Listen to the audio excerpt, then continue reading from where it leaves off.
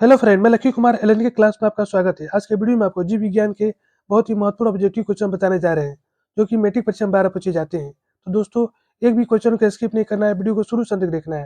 Video को like subscribe जरूर करें और बेल आइकन दबाना ना भूलें। तो चलिए स्टार्ट करते हैं आज का पहला क्वेश्चन। क्वेश्चन नंबर 1, मनुष्य में गुणसूत्र कितनी जोड़ी पाई जाती है? भी काफी महत्वपूर्ण क्वेश्चन है। यहाँ बताना मनुष्य में गुणसूत्र कितनी जोड़ी पाई जाती है? 23 जोड़ी पाई जाती है।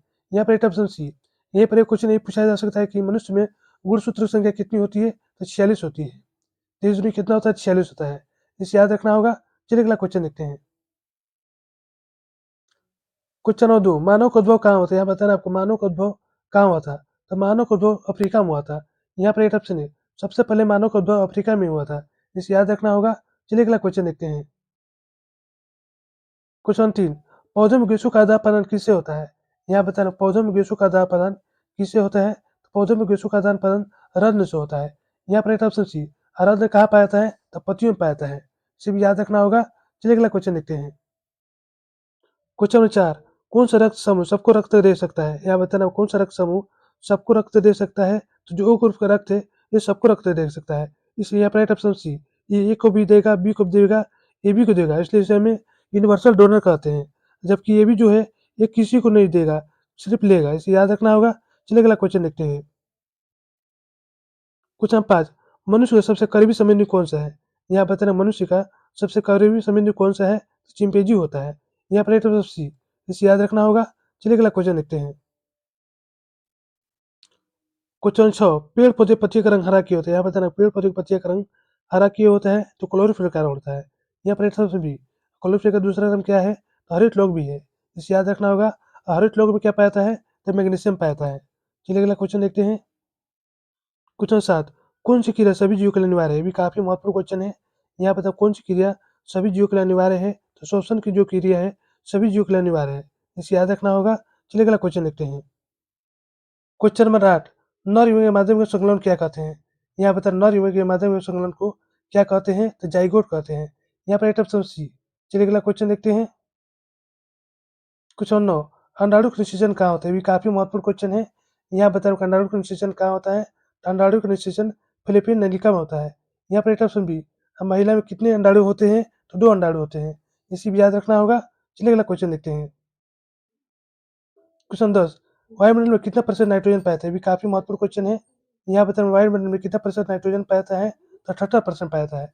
यहाँ पर ऑप्शन सी, ऑक्सीजन कितना पाया जाता है? तो ऑक्सीजन 21% पाया जाता है। इसे याद रखना होगा। कार्बन डाइऑक्साइड कितना पाया जाता है? CO2 कितना पाया जाता है? तो 0.03%। इसे भी याद रखना होगा। चलिए अगला क्वेश्चन देखते हैं। क्वेश्चन 11, रक्त किस कारण से लाल दिखाई देता है? यहाँ बताना वो रक्त किसके कारण से लाल दिखाई देता है? तो रक्त हीमोग्लोबिन के कारण लाल दिखाई देता है। यहाँ पर ऑप्शन बी, हीमोग्लोबिन क्या पाया जाता है? तो लोहा पाया जाता है, Fe। इसे याद रखना होगा। रक्त का पीएच मान कितना होता है? तो 7.4 होता है। ठीक है। आरबीसी कितना होता है? आरबीसी 120 होता है। आरबीसी रेड ब्लड कॉर्ड कितना होता है? तो 120 होता है। इसे याद रखना होगा। चलिए अगला क्वेश्चन देखते हैं।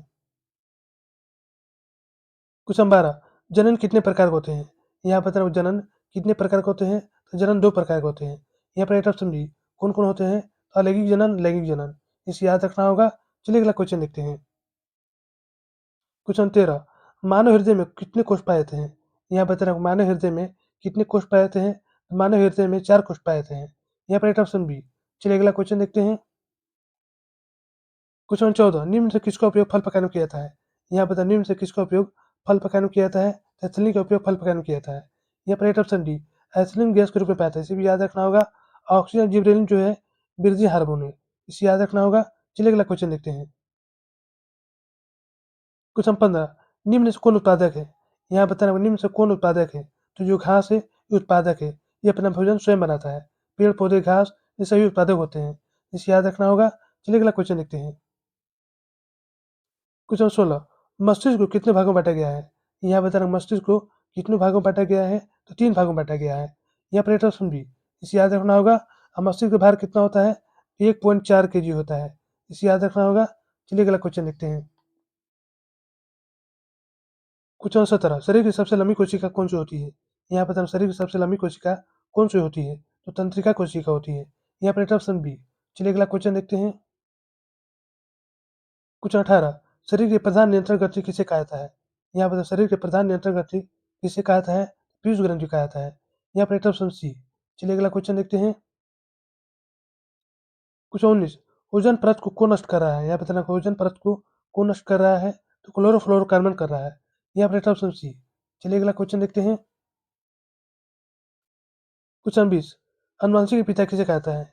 यहाँ पर अनुवांशिक के पिता किसे कहता है? तो अनुवांशिक के पिता मेंडल को कहता है। यहाँ पर ऑप्शन डी। मेंडल का पूरा नाम क्या है? तो ग्रेगर जॉन मेंडल है। इसे याद रखना होगा। मेंडल सबसे पहले किस पौधे का चयन किया था? तो मटर के पौधे का चयन किया था। चलिए अगला क्वेश्चन देखते हैं। क्वेश्चन 21, ओजोन परत पाई जाती है। यहाँ बताना ओजोन परत पाई जाती है। तो ओजोन परत कहाँ पाई जाती है? तो वायुमंडल के ऊपरी सतह में पाई जाती है। यहाँ पर राइट ऑप्शन है। चलिए अगला क्वेश्चन देखते हैं। क्वेश्चन 22, खुला परिशिष्ट तंत्र किसे पाया है? यहाँ पर खुला परिशिष्ट तंत्र किसे पाया है? तो कोकरे में पाया है। यहाँ पर राइट ऑप्शन बी।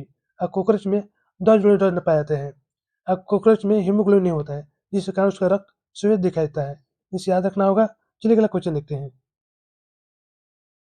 क्वेश्चन 23, पारकोश में होता है। यहाँ बताए पारकोश में क्या होता है? तो पारकोश में परागकण होता है।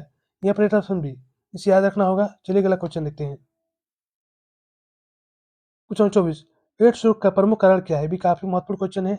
यहाँ बताओ एड्स रोग का प्रमुख कारण क्या है? एड्स रोग का प्रमुख कारण असुरक्षित यौन संबंध है। यहाँ पर राइट ऑप्शन डी। चलिए अगला क्वेश्चन देखते हैं। क्वेश्चन 25, मछलियाँ किस अंग द्वारा सांस लेती हैं? यहाँ बताना मछलियाँ किस अंग द्वारा सांस लेती है? तो गिल से सांस लेती है। यहाँ पर राइट ऑप्शन है। चलिए अगला क्वेश्चन देखते हैं। क्वेश्चन 26, कोशिका झिल्ली किस प्रकार की झिल्ली है? यहाँ बताना कोशिका झिल्ली किस प्रकार की झिल्ली है? तो अर्धपारगम्य झिल्ली है। यहाँ पर राइट ऑप्शन सी। चलिए अगला क्वेश्चन देखते हैं। क्वेश्चन 27, जाइलम किसके लिए उत्तरदायी होता है? यहाँ बताना आपको जाइलम किसके लिए उत्तरदायी होता है? तो जल परिवहन के लिए। यहाँ पर राइट ऑप्शन बी। अब फोलेम किसके लिए उत्तरदायी होता है? तो भोजन परिवहन के लिए। साथ में इसे भी याद रखना होगा। चलिए अगला क्वेश्चन देखते हैं। क्वेश्चन 28, अमीबा किसके द्वारा भोजन अंतर्ग्रहण करता है? यहाँ बताना होगा अमीबा किसके द्वारा भोजन अंतर्ग्रहण करता है? तो कूटपाद के द्वारा। यहाँ पर राइट ऑप्शन सी। अमीबा में कौन सा खंडन होता है? तो द्विखंडन होता है। इसे भी याद रखना होगा। चलिए अगला क्वेश्चन देखते हैं। क्वेश्चन 29, हर पौधे में कौन सा पोषण होता है? यह बताना हर पौधे में कौन सा पोषण होता है? तो स्व पोषण होता है। यह राइट ऑप्शन बी। हरे पेड़ पौधे अपना भोजन स्वयं बनाते हैं। इसे याद रखना होगा। चलिए अगला क्वेश्चन देखते हैं। क्वेश्चन 30, निम्न से कौन उभयलिंग जंतु है? यहाँ पर निम्न से कौन उभयलिंग जंतु है? जो केचुआ है उभयलिंग जंतु होता है। इसमें नर तथा मादा दोनों लिंग उपस्थित होते हैं। इसे याद रखना होगा। चलिए अगला क्वेश्चन देखते हैं। क्वेश्चन 31, माँ के रुधिर से पोषण मिलता है। यहाँ बताना माँ के रुधिर से पोषण किसको मिलता है? तो भ्रूण को मिलता है। यहाँ पर राइट ऑप्शन बी। चलिए अगला क्वेश्चन देखते हैं। क्वेश्चन 32, मानव मादा का गर्भकाल कितने समय का होता है? ये भी काफी महत्वपूर्ण क्वेश्चन है। यहाँ बताना आपको मानव मादा का गर्भकाल कितने समय का होता है? तो 9 माह का होता है। यहाँ पर राइट ऑप्शन बी। चलिए अगला क्वेश्चन देखते हैं। क्वेश्चन 33, भ्रूण का विकास कहाँ होता है? यहाँ बताना भ्रूण का विकास कहाँ होता है? तो गर्भाशय में होता है। यहाँ पर राइट ऑप्शन बी। चलिए अगला क्वेश्चन देखते हैं। क्वेश्चन 34, शुक्राणु का रंग अपरिपक्व अवस्था में कैसा रहता है? ये भी काफी महत्वपूर्ण क्वेश्चन है। यहाँ बताना शुक्राणु का रंग अपरिपक्व अवस्था में कैसा होता है? तो श्वेत होता है। यहाँ पर राइट ऑप्शन है। चलिए अगला क्वेश्चन देखते हैं। क्वेश्चन 35, ऐसे जीव जिसमें दोनों लिंग उपस्थित होते हैं उसे क्या कहते हैं? यहाँ बताना आपको ऐसे जीव जिसमें दोनों लिंग उपस्थित होते हैं उसे क्या कहते हैं? उसे द्विलिंगी या उभयलिंगी कहते हैं। यहाँ पर राइट ऑप्शन बी। जैसे में क्या हो गया? केंचुआ हो गया। चलिए अगला क्वेश्चन देखते हैं। क्वेश्चन 36, निम्न से कौन उभयलिंगी जंतु है? यहाँ बता रहे हैं निम्न से कौन उभयलिंगी जंतु है? तो केचुआ है। यहाँ पर राइट ऑप्शन सी। चलिए अगला क्वेश्चन देखते हैं। क्वेश्चन 37, पुष्पी पादों में लैंगिक जनन किसके द्वारा होता है? ये भी काफी महत्वपूर्ण क्वेश्चन है। यहाँ बता पुष्पी पादों में लैंगिक जनन किसके द्वारा होता है? तो फूलों द्वारा होता है। यहाँ पर राइट ऑप्शन बी। चलिए अगला क्वेश्चन देखते हैं। क्वेश्चन 38, फूलों में नर प्रजनन कौन होता है? यहाँ बताना फूलों में नर प्रजनन कौन होता है? तो पुंकेसर होता है। यहाँ पर राइट ऑप्शन सी। मादा में कौन होता है? तो जयांग होता है। इसे भी याद रखना होगा। चलिए अगला क्वेश्चन देखते हैं। क्वेश्चन 39, पौधे के मादा भाग क्या कहते हैं? यहाँ बताना पौधे के मादा भाग क्या कहते हैं? तो जयांग कहते हैं। यहाँ पर राइट ऑप्शन है। चलिए अगला क्वेश्चन देखते हैं। क्वेश्चन 40, प्रत्येक जीव अपनी समान नया संतति उत्पन्न करता है, उस क्रिया को क्या कहते हैं? यहाँ बताना प्रत्येक जीव अपनी समान नया संतति उत्पन्न करता है, उस क्रिया को हम क्या कहते हैं? उस क्रिया को हम जनन कहते हैं। यहाँ पर राइट ऑप्शन बी। चलिए अगला क्वेश्चन देखते हैं। क्वेश्चन 31 जनन कितने प्रकार के होते हैं? यहाँ बताना जनन कितने प्रकार के होते हैं? तो जनन 2 प्रकार के होते हैं, एक लैगिंग दूसरा अलैंगिक होता है, इसे याद रखना होगा। चलिए अगला क्वेश्चन देखते हैं। क्वेश्चन 42 नर युवक और मादा युवक संलग्न क्या कहते हैं? यहाँ बताना नर युवक या मादा युवक संलग्न को क्या कहते हैं? तो निषेचन कहते हैं। यहाँ पर राइट ऑप्शन है। चलिए अगला क्वेश्चन देखते हैं। क्वेश्चन 43 निषेचन क्रिया किसमें होती है? यहाँ बताना निषेचन क्रिया किसमें होती है? तो पुष्पिपत्र एवं जंतुओं में होती है। यहाँ पर राइट ऑप्शन है। चलिए अगला क्वेश्चन देखते हैं। क्वेश्चन 44 निम्न से नर युवक कौन है? यहाँ बताना निम्न से नर युवक कौन है? तो जो शुक्राणु है नर युवक है, जबकि अंडाणु है मादा युवक है, इसे याद रखना होगा। चलिए अगला क्वेश्चन देखते हैं। क्वेश्चन 45 डिखंडन किसमें होता है? यहाँ बताना डिखंडन किसमें होता है? तो डिखंडन अमीबा में होता है। यहाँ पर राइट ऑप्शन सी। चलिए अगला क्वेश्चन देखते हैं। क्वेश्चन 46 बहुखंडन किसमें होता है? यहाँ बताना बहुखंडन किसमें होता है? तो बहुखंडन प्लाज्मोडियम में होता है। यहाँ पर राइट ऑप्शन सी। चलिए अगला क्वेश्चन देखते हैं। क्वेश्चन 47 हाइड्रम प्रजनन किस विधि से होता है? यहाँ बताना हाइड्रम प्रजनन किस विधि से होता है? तो मुकुलन द्वारा होता है। मान लीजिए हाइड्रा है, इसे हम क्या कहेंगे? तो इसे मुकुलन कहते हैं। ये आगे चलकर नया हाइड्रा का रूप ले लेता है, इसे याद रखना होगा। चलिए अगला क्वेश्चन देखते हैं। क्वेश्चन 48 ईस्ट में प्रजनन की कौन सी विधि पाई जाती है? यहाँ बताना ईस्ट में प्रजनन की विधि कौन सी पाई जाती है? तो मुकुलन पाई जाती है। हाइड्रा में ईस्ट में दोनों में मुकुलन पाई जाती है। चलिए अगला क्वेश्चन देखते हैं। क्वेश्चन 39 घीघा किस समुदाय का प्राणी है? यहाँ बताना घीघा किस समुदाय का प्राणी है? तो मोलास्का संघ का। यहाँ पर ऑप्शन बी। चलिए अगला क्वेश्चन देखते हैं। क्वेश्चन 50 निम्न से माध्यम युवक कौन है? यहाँ बताना निम्न से माध्यम युवक कौन है? तो जो अंडाणु है माध्यम युवक है। यहाँ पर राइट ऑप्शन बी।